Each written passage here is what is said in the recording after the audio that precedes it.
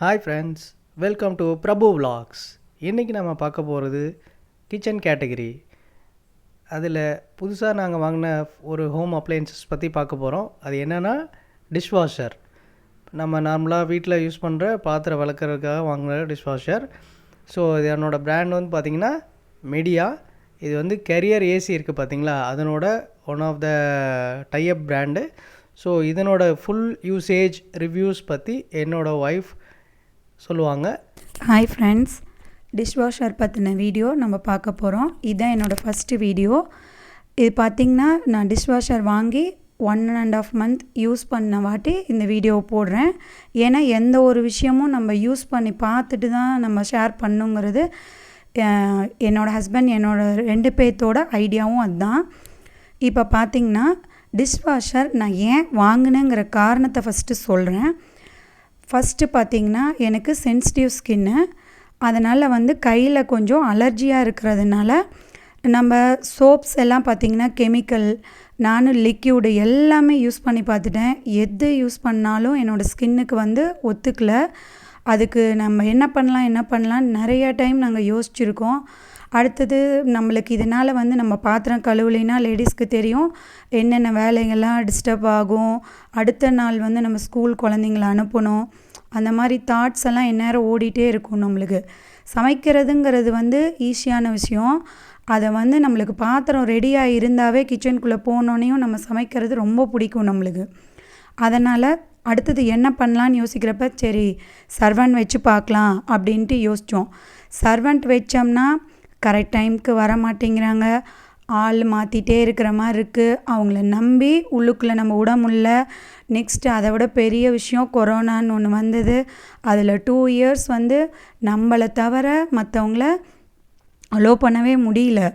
அதனால் அதுக்கப்புறம் ரொம்ப பல விதத்தில் யோசித்து பார்த்தோம். அப்புறம் நெக்ஸ்ட்டு பார்த்திங்கன்னா டிஷ்வாஷர் வாங்கலான்னு ஒரு பிளான் பண்ணோம். இதுவே நாங்கள் பிளான் பண்ணி 1 year ஆச்சு.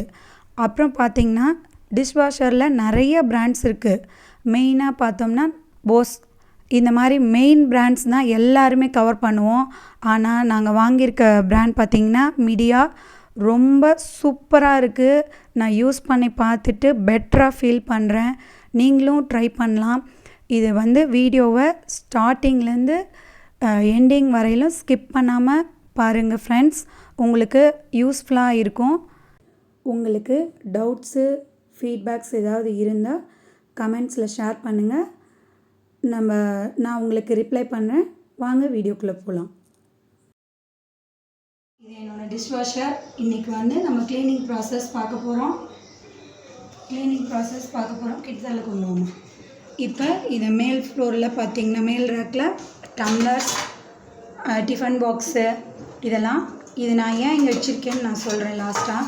இந்த பிளேட்டும் ஏன் இங்கே வச்சுருக்கேங்கிறதையும் சொல்கிறேன். இது ஃபஸ்ட் ரேக்.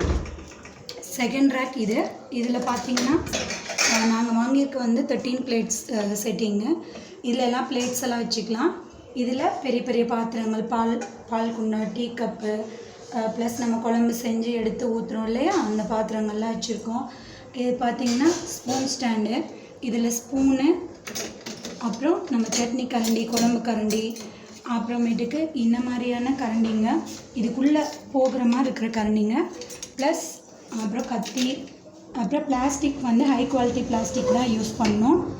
நெக்ஸ்ட்டு இதில் பார்த்திங்கன்னா இங்கே வடிகட்டி, அது இல்லாமல் எக்ஸ்ட்ரா பெரிய கரண்டி, அந்த மாதிரி ஐட்டம்ஸ்லாம் இதில் போட்டிருக்கேன்.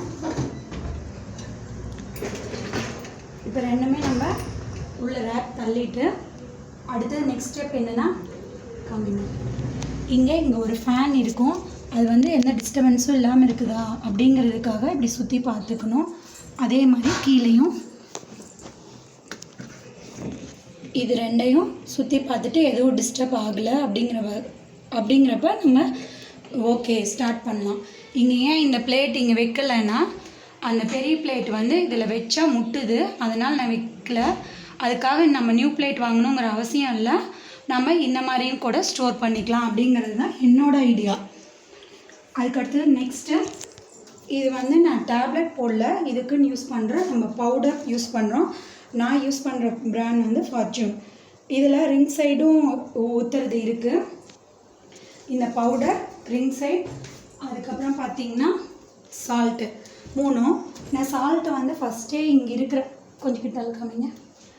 சால்ட் வந்து இங்கே இருக்கிற போர்ஷனில் ஆல்ரெடி வந்து ஃபில் பண்ணியாச்சு. 3/4 கிலோ சால்ட்டு ப்ளஸ் வாட்டர். இதெல்லாம் நான் நெக்ஸ்ட்டு இன்னொரு அனதர் வீடியோவில் நான் சொல்கிறேன் இன்டெப்த்தாக. இப்போ பார்த்தோம்னா இப்போ நைட்டு தூங்குகிற டைம் ஆகிறதுனால நான் 1/2 hour செட்டிங் தான் வைக்கிறேன். இப்போ நம்ம இதுக்கு உண்டான சால்ட்டு நம்ம அந்த வாஷிங் பவுட்ரு போடுறோம். 1.5 to 2 போடலாம். நம்மளுக்கு என்ன நீடோ அதை பொறுத்து. அப்புறம் இப்படி க்ளோஸ் பண்ணிடணும். இது ரிங் சைடு. அது என்ன பர்பஸ்க்காகனா நம்மளுக்கு ஷைனிங்காக வேணும் அப்படின்னா யூஸ் பண்ணலாம். எனக்கு இப்போ 1/2 hour ப்ரோக்ராமிங் செட்டிங்கில் இது யூஸ் பண்ண தேவையில்லை. 1.5 hour 3 hours அப்படின்னு தான் யூஸ் பண்ணணும். அதனால் இப்போதைக்கு இது நீட் இல்லை. இப்போ எல்லாமே கரெக்டாக ஃபிக்ஸ் பண்ணிட்டோமான்னு செக் பண்ணிவிட்டு இப்போ நம்ம க்ளோஸ் பண்ண போகிறோம். க்ளோஸ் பண்ணுறப்போ பார்த்திங்கன்னா இங்கே P1 ப்ரோக்ராம் செட்டிங் இருக்குது பாருங்கள். இது மாதிரி எந்த டிஷ்வாஷராக இருந்தாலும் அதில் எழுதியிருக்கும் நம்மளோட ப்ரோக்ராம் செட்டிங். இப்போ நான் என்னென்னா தமிழில் தெரிஞ்சுக்கணும் அப்படிங்கிறதுக்காக தான் நான் மெயினாக வீடியோ போட்டிருக்கேன். P1ல் பார்த்திங்கன்னா ஹெவியாக இருக்கக்கூடிய பாத்திரங்கள், ஹெவி ஸ்டெயின்ஸ் இருக்கக்கூடிய பாத்திரங்களுக்காக அதுக்கு பார்த்திங்கன்னா எவ்வளோ டைமிங் அப்படின்னு பார்த்தோம்னா 170 minutes அப்படிங்கிறது. அப்புறம் ரிங் சைடு வேணுமா ஷைனிங்க்கு, எஸ் அதுலேயே கொடுத்துருக்கோம். அது மாதிரி P2னா எக்கோ மோட், நார்மலான வெசல்ஸு நிறைய நேரம் நம்ம வாஷ் பண்ணுறது. அது பார்த்திங்கன்னா 3 hours 245 minutes கிட்ட வரும் நம்மளுக்கு. கரெக்டாக இதில் வந்து ரிங் சைடும் நம்ம யூஸ் பண்ணுறோம். அடுத்தது பார்த்திங்கன்னா P3 இது கிளாஸ் ஐட்டம்ஸ்க்கான ப்ரோக்ராம் செட்டிங்ஸு. அதுக்கு ரிங் சைட் வேணும்னா நம்ம யூஸ் பண்ணிக்கிறதுக்காக இங்கே சொல்லியிருக்காங்க. அடுத்து P4 பார்த்திங்கன்னா குயிக் வாஷ், நம்மளுக்கு உடனடியாக இம்மீடியட்டாக தேவைப்படுது. இப்போ நம்ம ஒரு 1/2 hourல எனக்கு வேணும், இந்த செட்டிங்ஸ் தான் நான் வந்து இப்போ போட போகிறேன். அதனால் பார்த்திங்கன்னா இது வந்து P4 வந்து 1.5 hours இது வரும். இதுக்கு வந்து ரிங் சைட் தேவை. அடுத்தது வந்து பார்த்திங்கன்னா P5 பார்த்திங்கன்னா லைட்டான இந்த கிளாஸ் ஐட்டம்ஸ் உண்டானது. ரொம்ப மைல்டான அழுக்கு இருக்குது, எனக்கு இப்படியே ஜஸ்ட் வாஷ் பண்ணால் போதும் அப்படிங்கிற மாதிரி இருந்தால் வந்து 30 minutes. இதுக்கு வந்து ரிங் சைட் தேவையில்லை. அடுத்தது P6 வந்து செல்ஃப் க்ளீனிங். இப்போ நம்ம எடுத்து பாத்திரத்தை நம்ம போடுறப்பயே லைட்டாக ஜஸ்ட்டு அது வந்து நல்லா ஈரமாக எடுக்கணும், ட்ரையாக இருக்கக்கூடாது எந்த பாத்திரமும். அப்போ வந்து நம்மளுக்கு லைட்டாக ஏதாவது கறிப்பில் இந்த மாதிரி வந்து டஸ்ட்டோடு நம்ம போடுறோன்னா செல்ஃப் க்ளீனிங் மோட் போட்டு யூஸ் பண்ணிக்கலாம். ஆனால் எனக்கு இது தெரிஞ்சு பார்த்திங்கன்னா நீங்கள் எல்லாமே அங்கேயே நம்ம தொட்டிலே எல்லாம் க்ளீன் பண்ணிவிட்டு சும்மா ஜஸ்ட்டு ஒரு வாட்டர் வாஷ் பண்ணிவிட்டு நம்ம போட்டோம்னா மிஷினோட லைஃப் வந்து நல்லாயிருக்கும். இது வந்து P7ஓட ஆப்ஷன் நான் சொன்னது. P6 பார்த்திங்கன்னா செல்ஃப் க்ளீனிங்கிறது ஆஃப்டர் 15 வாஷ். ஒரு 15 வாஷ் முடிஞ்சுதுன்னா மிஷினை வேறு எந்த ஒரு வெசல்ஸும் இல்லாமல் நாம் வந்து அப்படியே வந்து க்ளீன் பண்ணிக்கிறதுக்காக வெறும் சுவிட்ச் ஆன் பண்ணி P6 மோட் செட் பண்ணி மிஷின் ஆன் பண்ணோம்னா செல்ஃப் க்ளீனிங் பர்பஸ்க்காக. இதுதான் வந்து இதனோட ஆப்ஷன்ஸ் எல்லாம் நான் சொல்லிட்டேன். இப்போ நான் போட போகிறது வந்து P5. ஸ்டார்ட் பண்ணலாமா?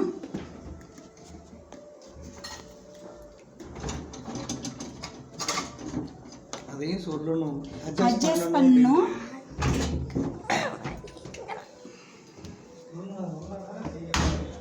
இப்போ க்ளோஸ் பண்ணியாச்சு. இப்போ பவர் ஆன் பண்ணுறோம். நான் யூஸ் பண்ணக்கூடிய டிஷ்வாஷர் மிடியா. நான் இப்போ 1.5 months யூஸ் பண்ணிகிட்ருக்கேன். ரொம்ப யூஸ்ஃபுல்லாக இருக்குது எனக்கு. இப்போ ப்ரோக்ராம் செட் பண்ண போகிறோம். ஆன் பண்ணியாச்சு, ப்ரோக்ராம் செட் பண்ண போகிறோம்.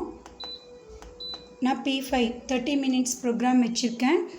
இப்போ இதில் பார்த்திங்கன்னா எஃப்ங்கிறது ஃபுல் லோட், இது ஆஃப் லோட். நான் போட்டிருக்கிறது ஃபுல் லோட். இது பார்த்திங்கன்னா அந்த பவுடர் சால்ட்டோட இது கம்மியாச்சுன்னா சொல்கிறதுக்காக டெம்ப்ரேச்சருக்கு. நெக்ஸ்ட் ஒன் வந்து வாட்டர் லெவல் கரெக்டாக இருக்குது இல்லைங்கிற அந்த ஃப்ளோவை காட்டுறதுக்காக இண்டிகேஷன் லைட்டு. இது ரெட் லைட்ஸ் எரிஞ்சதுன்னா அதில் ஏதாவது இல்லை, நம்மளுக்கு கரெக்டாக நம்ம பார்க்கணும், செக் பண்ணி போடணும்னு அர்த்தம். இப்போ ஸ்டார்ட் பண்ணலாம். இப்போ ரன் ஆகிட்டுருக்கு. ஆஃப்டர் 30 மினிட்ஸ் கழித்து நம்ம பார்க்கலாம். இப்போ நம்ம எல்லாமே வந்து நம்ம லோட் பண்ணி ப்ராசஸ் ஆன் பண்ணியிருந்தோம். 30 மினிட்ஸ் ஆன் பண்ணியிருந்தேன்.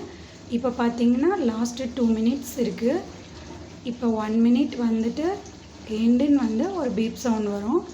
அதுக்கப்புறம் பார்த்திங்கன்னா நம்ம மிஷினை சுவிட்ச் ஆஃப் பண்ணிவிட்டு ஒரு 2 மினிட்ஸ் விட்டு தான் ஓப்பன் பண்ணணும். 2 to 5 மினிட்ஸ் விட்டு ஓப்பன் பண்ணணும். இல்லைன்னா பார்த்திங்கன்னா அந்த ஓவர் ஹீட் வரும். ஏன்னா ஹை டெம்பரேச்சரில் அது வந்து வாட்ரு வந்து வாஷ் பண்ணுது இல்லையா. ஃபஸ்ட்டு எப்படின்னு பார்த்திங்கன்னா அந்த ஃபேன் மாதிரி இருந்ததில்ல, அதிலேருந்து தான் வந்து வாட்டர் சர்க்குலேட் ஆகும். First machine on once close பண்ணிட்டோம்னா பாருங்கள், ஜஸ்ட் 1 செகண்ட்.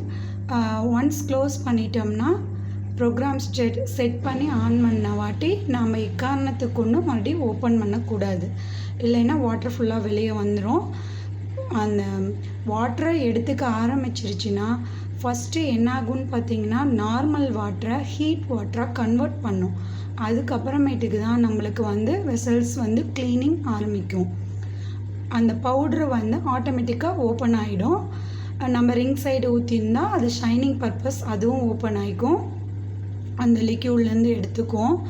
இதே நம்ம இதெல்லாம் எதுவும் தேவையில்லை, சால்ட் இதெல்லாம் யூஸ் பண்ணலைன்னா டேப்லெட் ஃபார்மேட் இருக்குது. அதை நான் உங்களுக்கு நெக்ஸ்ட்டு வீடியோவில் சொல்கிறேன்.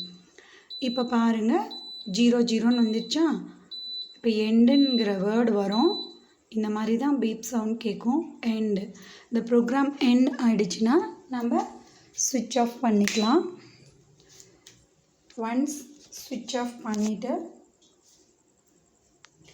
1 or 2 செகண்ட்ஸ்னாவது விட்டுட்டு தான் ஓப்பன் பண்ணோம்.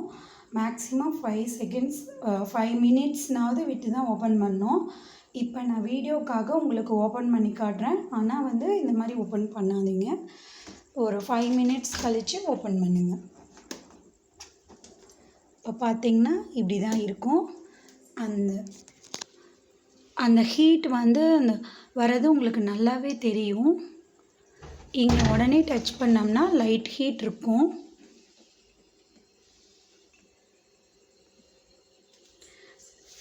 நம்ம 1/2 hour ப்ரோக்ராம் செட்டிங்னால இப்படி அந்த வாட்டர் தெரியுது. இல்லைன்னா பார்த்திங்கன்னா ஃபுல் அண்ட் ஃபுல் எல்லாமே ட்ரை ஆகி கம்ப்ளீட்டாக ட்ரை ஆகி தான் வந்திருக்கும். பாத்திரம் எல்லாமே நீட்டாக க்ளீன் ஆகிடும். எனக்கு ரொம்ப யூஸ்ஃபுல்லாக இருக்குது.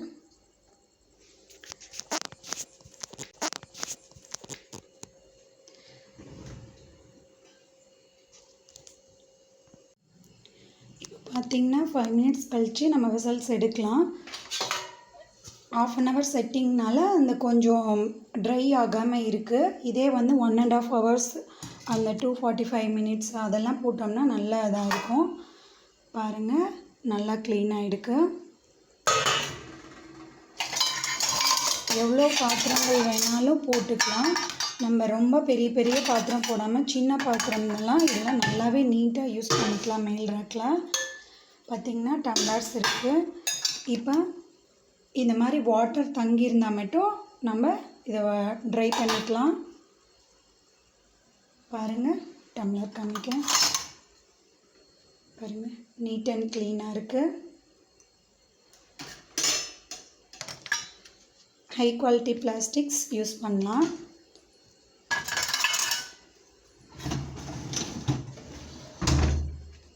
கீழ் ரேக்கில் பாருங்கள், பிளேட்ஸ்லாம் க்ளீனாக இருக்குது.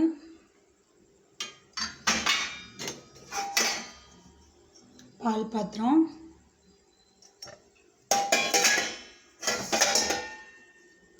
இது டீ பாத்திரம். நான் வந்து தண்ணியில் நல்லா ஊற வைக்காமல் விட்டுட்டேன். அதனால் இந்த இடம் லைட்டாக அந்த இது இருக்குது. அர்ஜென்ட்டில் அப்படியே போட்டுட்டேன். ஸ்டாண்ட்,